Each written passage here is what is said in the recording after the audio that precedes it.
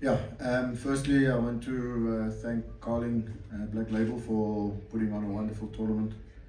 The innovations, the creativity in the tournament, the way the whole tournament has been run, culminating in today's final against the Carling All Stars, was really special for us as a football club.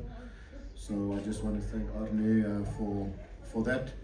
It could have been 900,000. You would have been giving away when I hit the post in the first minute. And then, yeah, secondly, I'd like to congratulate the Carling All Stars team. You know, it's not easy to put a team together in a short space of time and to come out and be as competitive as they were.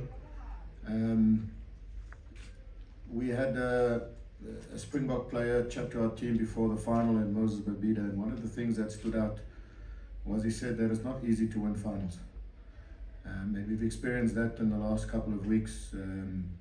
Winning the knockout was not easy. Obviously went to penalties, could have gone anyway, and again today in the final it showed that it doesn't matter who you play against, that winning finals is not easy. But in saying all that, if I sum up the game, it's probably one of the games that, if I just list everything that didn't go for us today, it just, you know, it makes us just feel obviously disappointed. But I can't, you know, really fault that we didn't try to win the game, or didn't put the effort into it, or didn't take it seriously. As I said, we hit the post in the first minute of the game.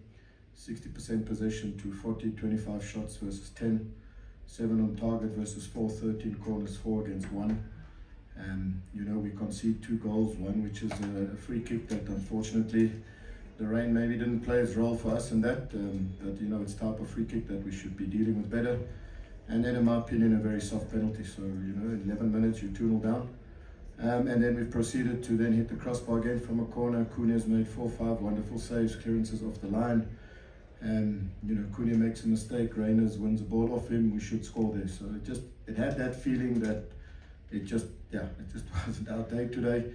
Then you get a red card, which obviously complicates matters. And then you go into extra time and there's only 4 minutes shown, when you know, you've had 10 substitutes, you've had Ashley off the field for 2 minutes with an injury, you've had the red card incidents with the injury, you've had time wasting, you've had injuries.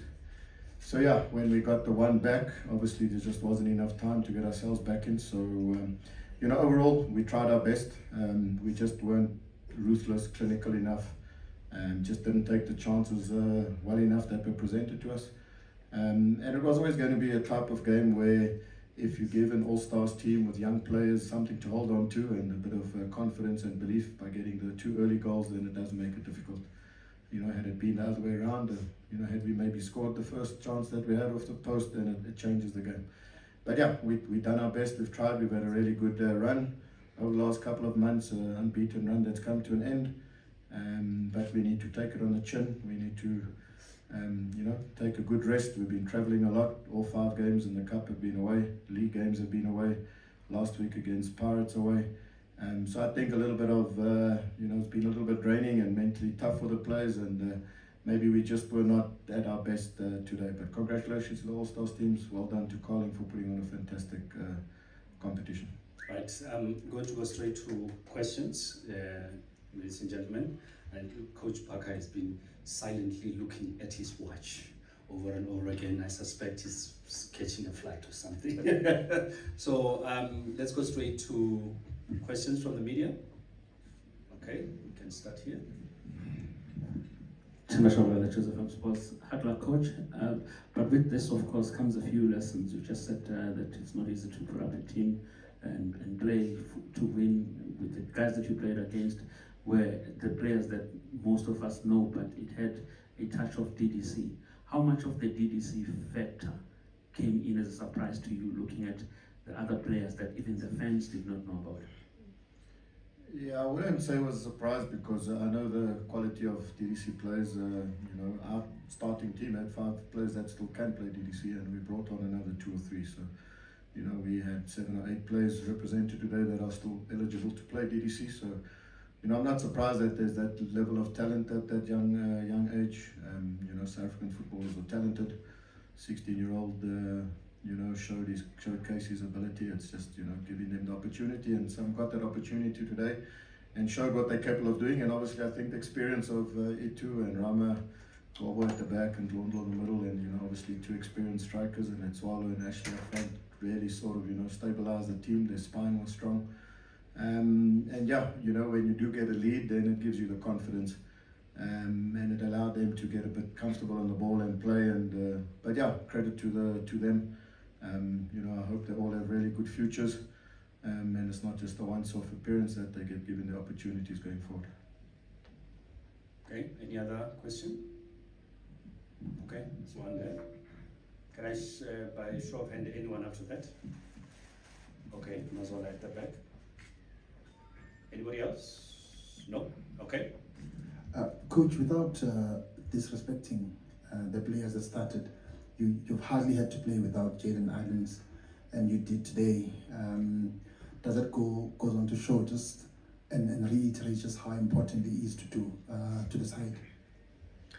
Yes, not only him. I think our foreign players' flights were booked to go home a while back. So obviously, a player like Aniset Ura, Ishmael Toure, Jaden Adams, have been key and have been starters for our team. So without their availability, Janino Palace was carrying a bit of a knock. So we've had some players that would have started it, but you still. We believe in every single player, and I still believe that we put a team out that was good enough to win, and we were good enough.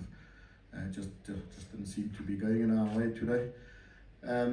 Yeah. So and then I'm not catching a flight. The cafe instructors are asking if I'm there tomorrow morning at 8. Okay. So I told them I've got a Carling Black Label function, so I'll be there tomorrow to join the rest of the group. Maybe not at 8, but mid-morning. Okay. Coach Steve, can I ask, obviously the next game sometime in Feb, how are you going to while away the time, the expectations from the players as well? It almost feels like a pre-season all over again. Yeah, I think it is what it is. We knew from the beginning of the season AFCON would be a break, so we've planned all our sort of periodization that we almost looked at this one season as 2 seasons, which was now up to now. And then looking at the second half of the season. So, a lot to play for in the second half of the season. And it'll be a good rest for the players. As I said, it's been a busy couple of months, and I think they deserve just a good break. So, yeah, we'll have a good 10 to 12 day break, and then regroup, come back and refresh, and continue to work hard. There's obviously a lot of ambitions that we have as a football club. We want to be challenging at the top end of the table, so it's important that we just regroup, rebounce back, and start the season really strong. It'll be a busy period from February to the end of May. The league to play for, and so yeah, it'll be good for them to get a rest, and all of us just to regenerate and refresh. We're good, Coach. I think you did tell them that you had a